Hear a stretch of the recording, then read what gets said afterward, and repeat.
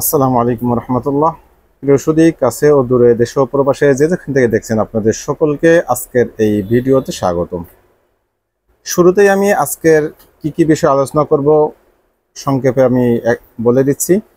প্রথমত, তারেক রহমান সাহেব আহ্বান করেছেন যে বর্তমান সরকার যেহেতু বিএনপি চালাচ্ছে না আর বারবার বিএনপির নেতাকর্মীরা চাঁদাবাজি করতেছে, এই অভিযোগ আসতেছে, তাহলে চাঁদাবাজিদেরকে ধরা হচ্ছে না কেন?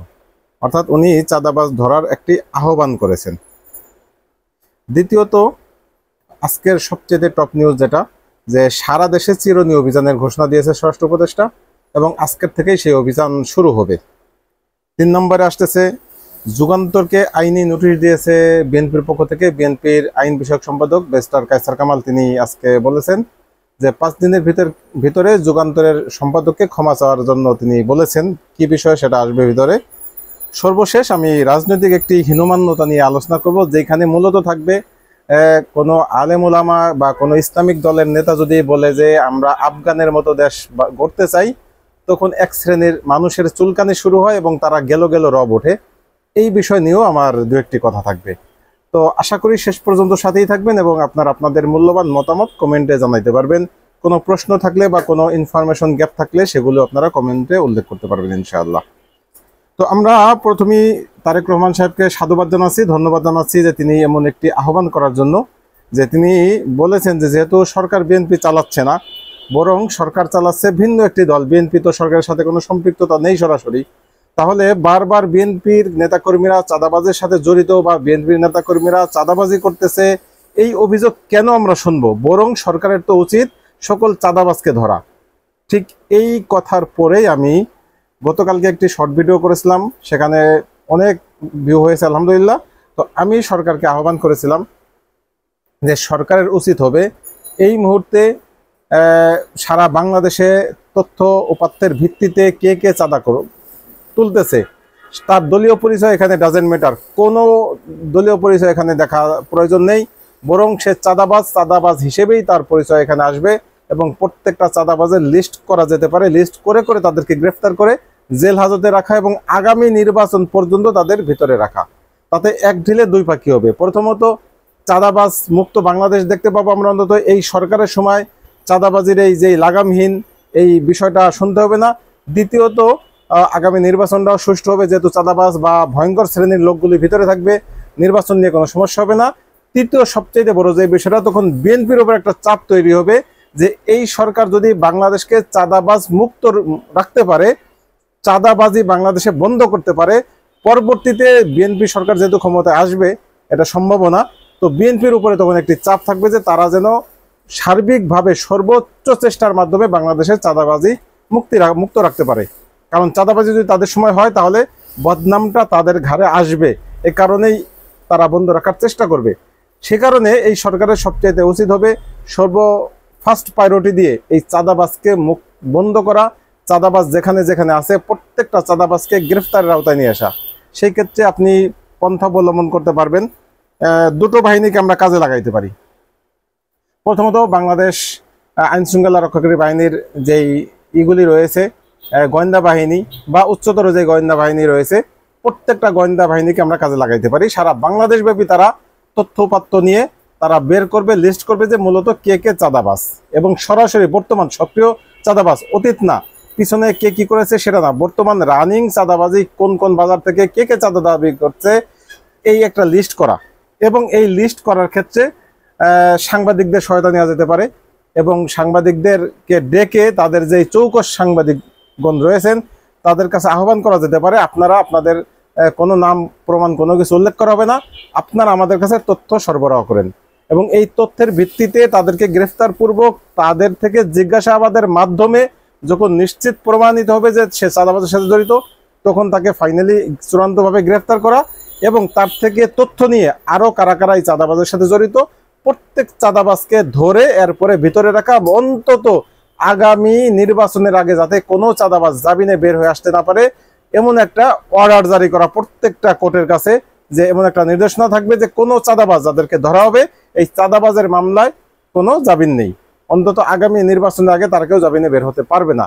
এই কাজটা যদি করতে পারে তাহলে বাংলাদেশ চাঁদামুক্ত করা সম্ভব। এবং আপনি চাঁদাবাজের বিষয়ে আপনি সব চাঁদাবাজকেও ধরতে হয় না। আপনি যদি যেমন যে কোনো একটা থানায় ধরেন 100 জন চাঁদাবাজ আছে, 100 জনের আপনি যদি প্রধান সারির প্রথম সারির 8 থেকে 10 জন চাঁদাবাজকে আপনি অ্যারেস্ট করতে পারেন, তাহলে কিন্তু ওই থানা কন্ট্রোল আপনার। ওই থানার বাকি চাঁদাবাজ তখন দৌড়ের উপরে থাকবে, প্রত্যেকের নামে মামলা ফাইল থাকবে, তখন প্রত্যেকে দৌড়ের উপরে থাকবে, কেউ আর চাঁদাবাজের সাথে জড়িত থাকতে পারবে না। তাতে আপনি এক থানায় যদি 10 জন হয়, 300 থানায় আপনি 300 জন, 3000 জন, আরো থানা বেশি আছে যেহেতু আপনি ধরেন 5000 মানুষকে আপনার গ্রেফতার করতে হবে। এই 5000 মানুষকে গ্রেফতার করলে সারা বাংলাদেশ একেবারে শান্ত হয়ে যাবে, কোনো চাঁদাবাজ থাকবে না, চাঁদাবাজ মুক্ত আমরা একটা সুন্দর সোনালী বাংলাদেশ তখন দেখতে পারবো। আশা করি সরকার এই বিষয়ে পদক্ষেপ নেবেন, বা আরো কোনো উন্নতর কোনো যদি তাদের চিন্তা থাকে সেই চিন্তা তারা অবশ্যই অ্যাপ্লাই করতে পারবেন। আমি আমার জায়গা থেকে এই পরামর্শটা দিয়ে রাখলাম।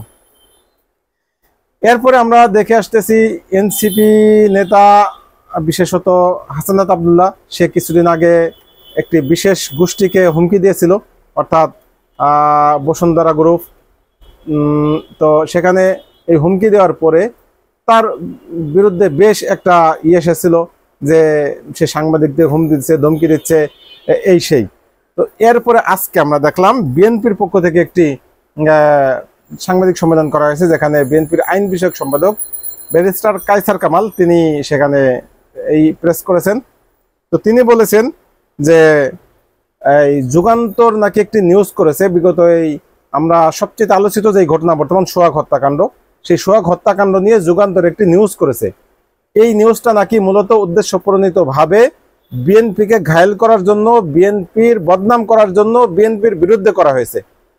এই নিউজের উপরে ভিত্তি করে তারা একটি লিগ্যাল নোটিশ পাঠিয়েছে যুগান্তর বরাবর, যুগান্তরের সম্পাদককে, যেখানে বলা হয়েছে আগামী 5 কার্য দিবসের ভিতরে বা 5 দিনের ভিতরে, আগামী 5 দিনের ভিতরে প্রকাশ্যে জনসম্মুখে, উনি যে শব্দটা বলেছে পাবলিকলি ক্ষমা চাইতে হবে, অর্থাৎ যুগান্তর সম্পাদককে পাবলিকলি আগামী 5 দিনের ভিতরে ক্ষমা চাইতে হবে, এরকম একটা তারা দিয়েছে, নোটিশ তারা দিয়েছেন। তো এই নোটিশটা দেওয়াকে এটা আমি কিভাবে দেখবো, এটা কি থ্রেট বলবো, হুমকি বলবো, নাকি এটা আইনি পদক্ষেপ বলবো, এই বিষয়টা আমি আসলে এখানে কোনো বিচার বিশ্লেষণ এই বিষয়টা করব না। আমি আমার অডিয়েন্সদের জন্য এই বিষয়টা রেখে দিলাম। আশা করি আপনারা মন্তব্যের করে জানাবেন যে এতদিন পর্যন্ত আমরা শুনে আসতেছি যে যারা সংবাদ মাধ্যম কাজ করেন, সংবাদ মাধ্যমে সাংবাদিকরা, তারা ফ্রি এবং ফেয়ার ভাবে, তারা ওপেনলি নির্ভয়ে সকল ঘটনাকে তারা পুঙ্খানুপুঙ্খানু বিশ্লেষণ বা তথ্যপত্রের ভিত্তিতে তারা সেগুলি প্রকাশ করতে পারবেন। কিন্তু আমরা আজকে দেখলাম বিএনপির পক্ষ থেকে সেই বিষয়টার নাকচ করা হইলো, বরং তারা কি করলো, যুগান্তরকে নোটিশ দেওয়া হয়েছে যে আগামী 5 কার্য দিবসের ভিতরে যেন তারা ক্ষমা চায়। প্রকারান্তর এটা হুমকি কিনা এই বিষয়টা আশা করি আপনারা আমাদেরকে জানাবেন। সর্বশেষ আমি যেই পয়েন্ট দিয়ে শেষ করে দিচ্ছি সেটা হচ্ছে রাজনৈতিক হীনমান্যতা। যেমন আমরা ইতিপূর্বে আমরা দেখেছি বিভিন্ন রাজনৈতিক দলের নেতা, সে যে কোনো রাজনৈতিক দলের নেতা, তারা বাংলাদেশকে সিঙ্গাপুর বানাবে বা ইউরোপে বানিয়ে ফেলবে, বা আমরা দেখেছি রিয়াজ বলেছে যে চিটাগাং এসে আমার অভিজ্ঞতা ভিন্ন হয়ে গেছে, আমি দেখেছি মনে হয় সিঙ্গাপুরে এসেছি। এই যে চিন্তা চেতনা, এই কথার পরে আমি কাউকে এ কথা বলতে শুনিনি যে বাংলাদেশের মানচিত্র পরিবর্তন হয়ে যাচ্ছে, বাংলাদেশ ধ্বংস হয়ে যাচ্ছে বা বাংলাদেশ শেষ হয়ে গেল। পক্ষান্তরে কোনো আলেম, বিশেষত গত কয়েকদিন আগে মুফতি ফয়জুল্লাহ সাহেব তিনি একটি সাক্ষাৎকারে সম্ভবত ঠিকানাতে খালেদ মহিউদ্দিনের সাথে কথা বলতে গিয়ে তিনি বলেছেন যে তারা ক্ষমতা আসলে এই দেশকে আফগান বানাবেন। বাস অমনি শুরু হয়ে গেল আমাদের সুশীল যে চিন্তাবিদরা রয়েছে, বাঙ্গু সুশীল যারা রয়েছে, তাদের গায়ে অ্যালার্জি শুরু হয়ে গেল যে বাংলাদেশের মানচিত্র চেঞ্জ করে ফেলবে, বাংলাদেশ ধ্বংস হয়ে যাবে, বাংলাদেশ মোল্লাদের খপ্পরে পড়বে, বাংলাদেশে শরিয়া আইন চালু হবে, এই ইত্যাদি ইত্যাদি, মানে একেবারে শেষ হয়ে গেল। অর্থাৎ যদি কোনো সাধারণ রাজনীতিবিদ তারা বাংলাদেশকে সিঙ্গাপুর বানাইতে চায় তাতে কোনো সমস্যা নাই, কিন্তু যদি কোনো ইসলামিক কোনো রাজনীতিবিদ বাংলাদেশকে আফগান মডেল ধরে আফগানের মতো বানাতে চায় তখনই হায় হায় রব পড়ে যায়। এই বিষয়টা আশা করি ভেবে দেখবেন। এই বিষয়টা এটা একেবারেই চূড়ান্ত পর্যায়ে রাজনৈতিক হীনমান্যতা। এই হীনমান্যতা থেকে আমাদের বেরিয়ে আসতে হবে। আজকের মতো এই পর্যন্তই। ভালো থাকবেন। আল্লাহ হাফেজ। আসসালামু আলাইকুম ওয়া রাহমাতুল্লাহ।